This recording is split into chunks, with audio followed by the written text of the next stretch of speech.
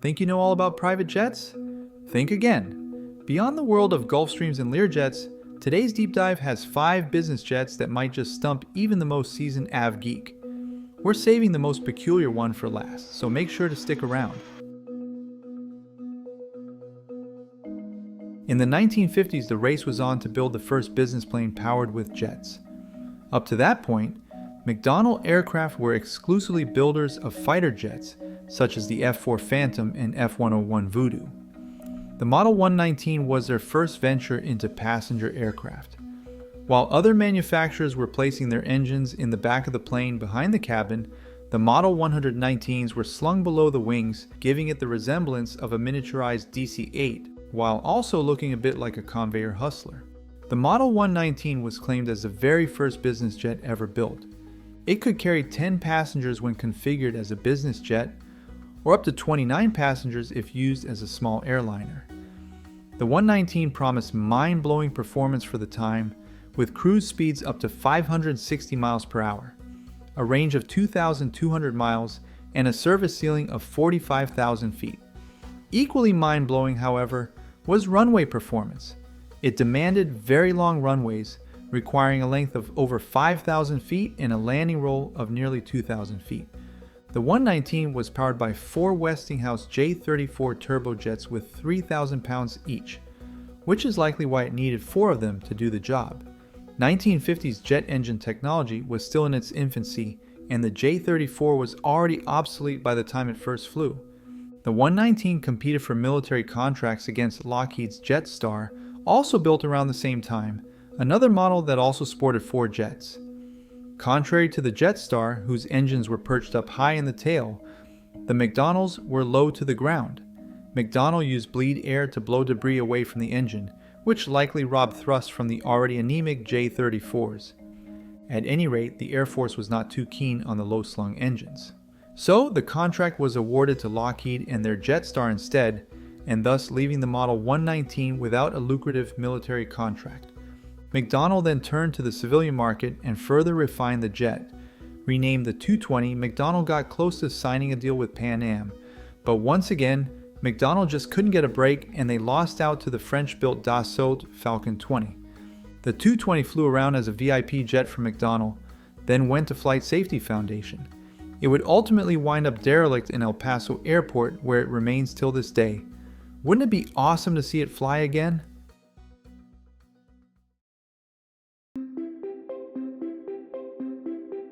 Ever heard of the Corvette? Of course you have. I bet you didn't know that Corvettes could fly. Well, not the Chevrolet Corvette, but the Aerospatiale Corvette. If the name Aerospatiale doesn't ring a bell, well, maybe the Concorde will. Aerospatiale was not only the big name behind the Concorde, but many other big-profile projects, such as the launch of the Airbus A300.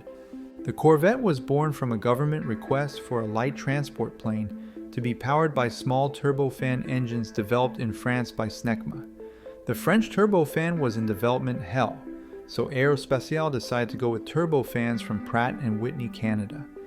The Corvette was a nice-looking jet, and in terms of size fit somewhere between the Cessna Citation 500 and the Dassault Falcon 20, which it also competed against. In fact, it did somewhat resemble the Falcon 20. Corporate espionage, anyone? Although Aerospatiale was confident it could win the French government order, it was eyeballing a much larger market in the US, where Aerospatiale forecasted it could sell up to 400 jets. And thus, it was designed with the American market in mind. It was also going to be priced cheaper than the Cessna 500, an attempt at undercutting its American competitor. Sadly, the prototype was lost during stall tests.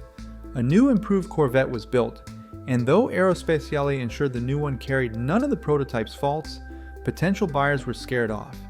Even with the improvements, the Corvette was still plagued with low-speed handling issues. A US distributor was set up, even though the plane had not received certification, and by this point was priced well beyond the Citation 500 and Learjet 24. Certification was finally awarded in 1974. By this point, Cessna and Falcon had left Aerospatiale in the dust, and only a fraction of the projected sales were made. The French government swiftly canceled the project and spared no words in describing the fiasco. It is certain that the Corvette program is and will remain a major commercial and financial disaster.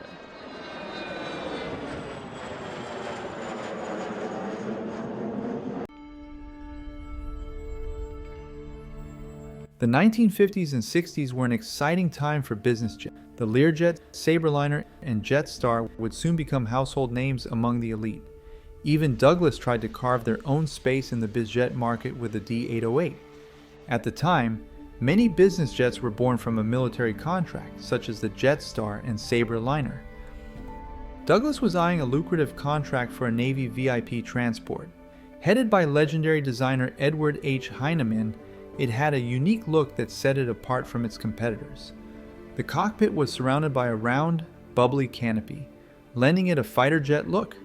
Its Viper turbojets were semi-enclosed in the fuselage, with nacelles tucked against the sides. The Viper turbojets also powered the British Aerospace 125. The main landing gear came from the Douglas A4 Skyhawk. In order to support development costs, Douglas would also need to sell to the civilian market, and thus they found a highly unlikely partner in Italian builder Piaggio, who was also looking for a successor for their twin pusher, the P166. The new jet was renamed PD.808, and all manufacturing and sales were handled by Piaggio. But in 1964, Douglas merged with McDonnell, and the first thing on their list was canceling the 808, as the Navy deal fell through and they went with Sabreliners instead. Piaggio was on their own now, and the only buyer they could sway was the Italian Air Force, who scooped up 22 units. The 808 was late to the business jet party, and by the time it received certification, the Learjet and Sabreliner were already filling order books. The 808's Viper turbojets were very thirsty and happily guzzled fuel. Thus, the 808 was not as efficient as its smaller competitors, but it was built like a tank thanks to its military pedigree with Douglas. 808s were used and abused by the Italian Air Force for almost 40 years. After serving many roles, the last 808 was retired in 2003, as it was becoming impossible to keep the ancient Vipers fired up. There were hopes of upgrading to modern turbofans, but those plans fell through. The remaining 808s can be found across Italy in museums and outdoor displays.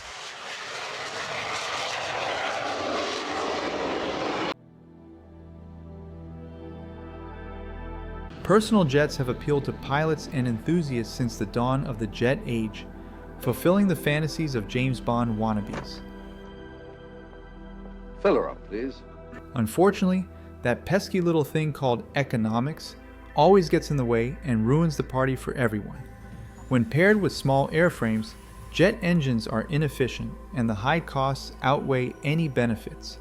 Such was the case of the CMC Leopard. In the early 80s, an Englishman took his stab at the mini-jet market with the CMC Leopard.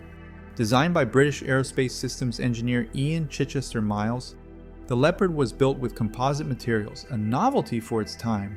This was the market approach, something small and cheap but with high performance. 2 words, how would you describe this airplane? I'd say, can you imagine a flying Ferrari? The design in general was quite radical, taking cues from fighter jet designs. The supercritical laminar flow wings were highly swept with an angle of 35 degrees.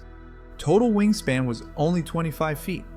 The target price for the Leopard was $472,000. Contrary to traditional executive jets, the Leopard passengers sat in a tight cabin reminiscent of a sports car. The most striking feature was a single-piece canopy that hinged up, which again seemed inspired by a fighter jet. Where most jets either feature a T-tail or cruciform tail, the Leopard's stabilizers were at the bottom of the fuselage. There really was nothing else like it. Development began in the 1980s and the airframe was built, but it took several years to source the right jet engines, and the tiny Noel Penny NPT-301 was chosen. Producing only 300 pounds of thrust each, the Noel Pennies originally powered missiles and drones, but never used before on an actual airplane, and these tiny jets proved to be the Achilles heel of the Leopard. First flight took place in 1988, and it was reportedly very underpowered, which should have come as no surprise given these jets were more suited as blow dryers. That same year, Noel Penny went bankrupt, and the Leopard was engineless yet again. Several years passed, and CMC then developed the Leopard 2 with an improved airframe and systems and sporting 2 Williams turbofans, this time with a whopping 600 pounds of thrust each. Unfortunately, those engines soon became unavailable, as Williams had committed to supplying these engines for the Eclipse jet. The search was on for yet another engine. By that point, target price was now $900,000.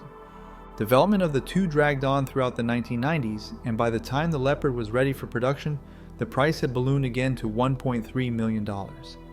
With the onset of the dot-com bust in the early 2000s, the Leopard found no buyers. Sadly, its founder passed away, and that was the final nail in the coffin for the Leopard. So we'll never know for sure how the tiny and cramped Leopard would have found acceptance with business jet passengers. Only 2 prototypes were produced, and one remains at the Midland Air Museum at Coventry Airport.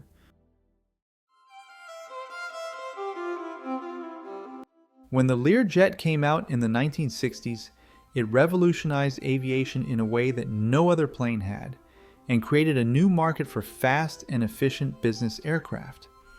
Aircraft manufacturers around the world scrambled to compete in the new business jet market.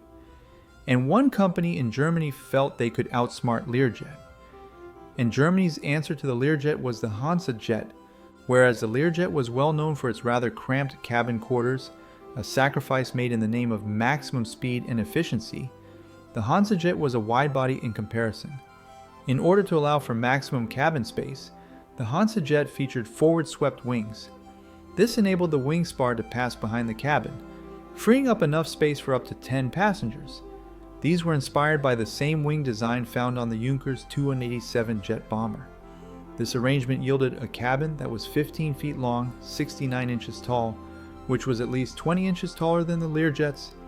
Another oddity was the fuselage-mounted landing gear, highly reminiscent of the F-104, a fighter jet widely used in the German Air Force. This was likely done to allow for thinner wings and therefore better performance. But as with everything in life, there's no free lunch.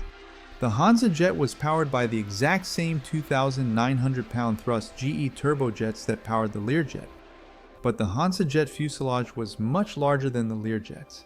As a trade-off, it was quite a bit slower in cruise speed, but where the Hansajet was really put to shame was on the runway. Where the Learjet only needed a runway with 3,500 feet to operate, the Hansajet required at least 6,000. This was a big handicap, and meant it couldn't fly where the Learjet could. And that was likely the nail in the coffin for the hapless Hansajet. Curiously, a small commuter airline in California decided to try out the Hansajet, shuttling passengers between towns around the state. They soon found it was an expensive mistake, and it was rather quickly replaced with a turboprop. Only 47 were built during its short life, a portion of those going to the German Air Force, who retired them in 2004 once they became too expensive to operate. Sadly, none of these chubby business jets are around, except on static display. In fact, if you're in Munich, you owe yourself a visit to the Deutsches Museum, where you'll find the Hansajet proudly displayed on center stage. I hope you enjoyed learning about these unique business jets, and if you want to see more unusual aircraft, be sure to subscribe to the channel. There's plenty more hidden gems waiting to be discovered. See you next time.